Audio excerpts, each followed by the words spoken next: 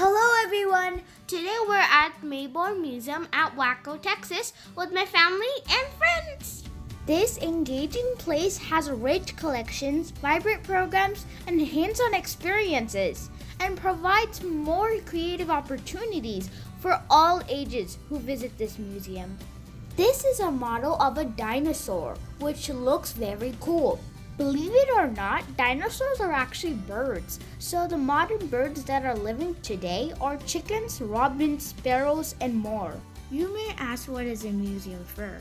A museum is a building that displays artifacts, artistic cultures, and scientific importances to provide education for the visitors. It is open to the public and easily accessible to education to provide visitors. Look at that! When you see this exhibition, you may ponder what's the difference between a tornado and a hurricane. Hurricanes are massive spinning formations of multiple thunderstorms, while tornadoes are formed from a wind vortex from the hot, high-pressure wind of a single thunderstorm over land. Hurricanes can cause more damage than a tornado.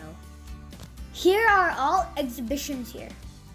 I love exhibitions. It is a public display of works of arts or other items of interest held in an art gallery or museum. This exhibition talks about living things, which is also called biology. There are many types of animals, and those are mammals, amphibians, birds, and more. Snakes are actually strong, not their muscles, but their squeezing power. Here we're checking our squeezing power.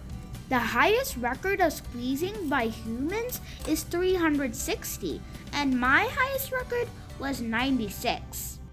Owls are adapted to silent flight. The ball is in mid-air because of the wind, which is a movement of air. Wind is classified by their speed and directions. The concept of the wind has been explored in mythology and influenced in history. The ball is very light, so it can be lifted easily. Thermal insulation is the reduction of heat transport between objects. There are 5 basic types of energy. The 5 types of energies are mechanical energy, which is the energy of motion. Electrical energy, which is a form of charged particles, such as electrons and protons. Light energy, which is a form of energy that is defined as a form of electromagnetic radiation. Thermal energy, which is a form of energy, is the movement of atoms and molecules.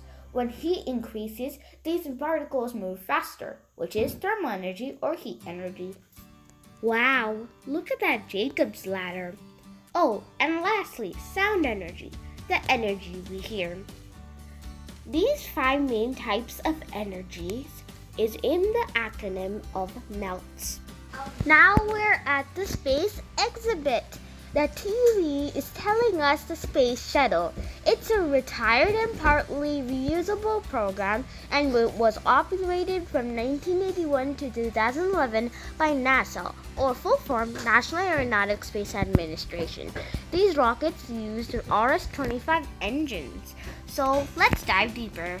The RS-25 engines, which is known as the Space Shuttle main engine, also is a liquid cryogenic rocket engine. Its horsepower is about 37 million horsepower. You might wonder what's horsepower. It's not a horse of power, but it's a unit of power equal to 745.7 volts. Imagine timing it by 37 million times. That's a big number. And that number is 27,590,90000 horsepower. Have you ever wondered and pondered that if there's life on Mars? That's what scientists today are trying to find, and sent out many robots to find out.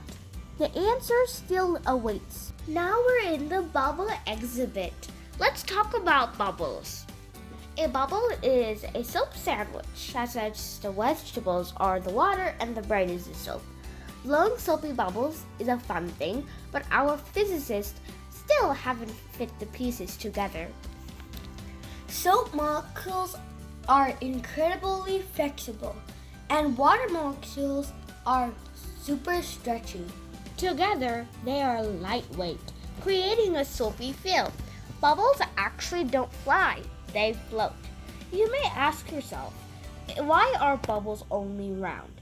This happens by surface tension. When you make the soap film, it has little volume to no volume at all, and surface tension takes place. The soapy solution stretch around the volume, which results having air inside. Spheres are the strongest geometric shape and take up a little amount of space. And a bubble is born. We're in the next exhibit. It talks about motion and sound.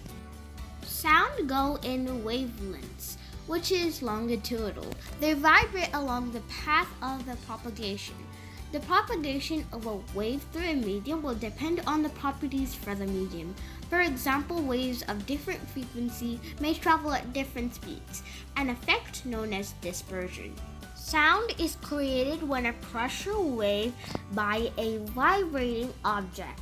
The vibrations set particles in the surrounding medium, which is typically air, in vibrational motion, thus transporting each energy.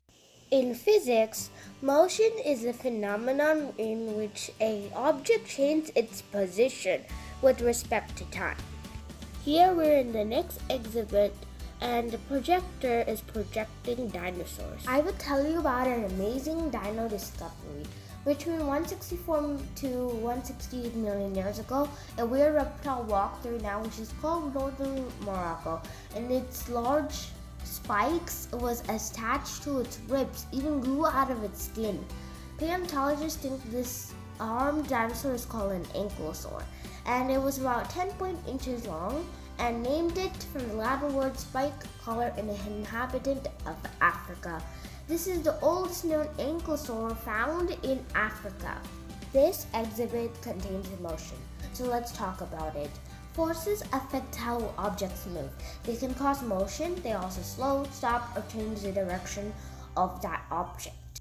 Forces change in velocity. See you at my next video. Bye!